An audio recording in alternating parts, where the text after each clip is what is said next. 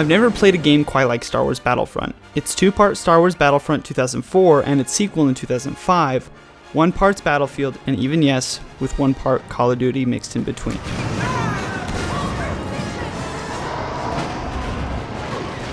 From its incredibly detailed and gorgeous graphics, to its fluid and addicting gameplay, Star Wars Battlefront really wasn't what I or many fans of the original games were expecting at all, and that's a good thing. It's a refreshing take on what LucasArts once made so great, and improves on the same original concept. Even if the game has changed, the gameplay hasn't.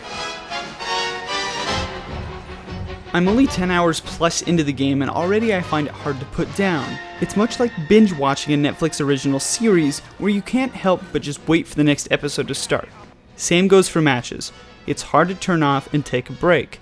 However, with any great game, there are downfalls, and Battlefront has a good few of them. Although not detrimental to the fun and enjoyment of the game, there are always pros to balance out the cons. So let's start with the cons, including a no first-person hero mode when playing as the heroes. The ability to switch between first and third person viewing mode in any gameplay mode, including flying, is a great ability. Yet, with this new day and age where nearly all popular games on the market are first person shooters, seeing Luke or Vader's lightsaber as a first person option would have really made an imprint on its gameplay. And this would have brought back some deja vu from the original Star Wars trilogy arcade game, where you played as Skywalker trying to fight Vader off in the final battle. Another FPS issue comes to mind is switching between the third person and first person options. The screen becomes a little smaller when having switched to the first person mode. The distraction isn't incredibly noticeable, but you do get more viewability when in third person and a larger view of your surroundings. However, this doesn't distract the average person slightly. Often, I frequently switch between the two viewable modes and I don't seem to particularly excel in one or the other. Although, it is crucial to be in first person mode if you want to narrow in on your targets, aka known as scoping, as the third person mode does not offer it.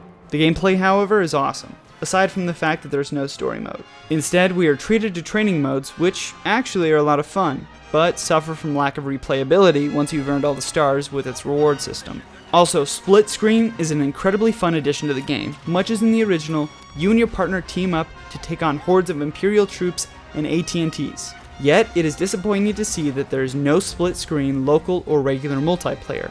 That addition would have significantly improved a feeling of competitive strategizing within the same room, as there is little to no online chat support within the game or while on the battlefield, which is understandable since hearing 40 people on chat speaking at the same time would be incredibly distracting. Instead, what is distracting is the original soundtrack that DICE has composed for the game. It's not that the compositions are bad or anything, but however they don't seem to fit into the Star Wars universe. The whole tone and musical essence of Star Wars is there, but it instead sounds like more of a mix between Hook and Jurassic Park. Not only is the music distracting, but so is the voice talent for the hero characters. Their voices similarly resemble the original actors, but the hero characters speak too often and their dialogue is a wee bit cheesy. The best of them, however, being Emperor Palpatine, who sounds just as greasy as his counterpart. Every traitor will meet the same fate. Regardless, it shouldn't take away from what is still an engaging game to play. After all, it still is f***ing Star Wars.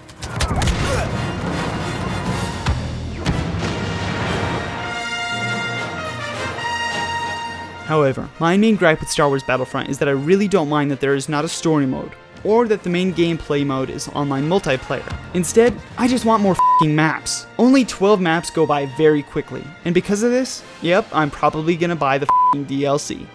Not because I support the price tag, but because I am supporting a franchise that I have loved since I was a little boy, and seeing anything Star Wars related makes me just a little bit more f***ing happier. But sweet Christmas internet, does Star Wars Battlefront feel like a dream come true? Its main mechanics and gameplay are incredibly fluid.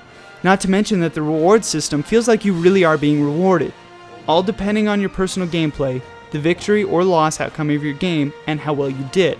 These points then are transferred into what I like to call Battlefront Cash that allow you to upgrade your weapons, your outfits, and your cards which pertain to your special abilities.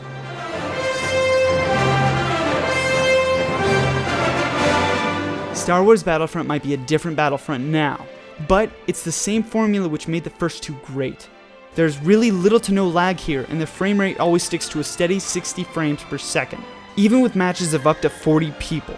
Now with EA releasing statements that there are going to be Star Wars Battlefront sequels made, I am looking forward to every moment until it arrives. I've played the hell out of this game, and I'm finding it's hard to put down.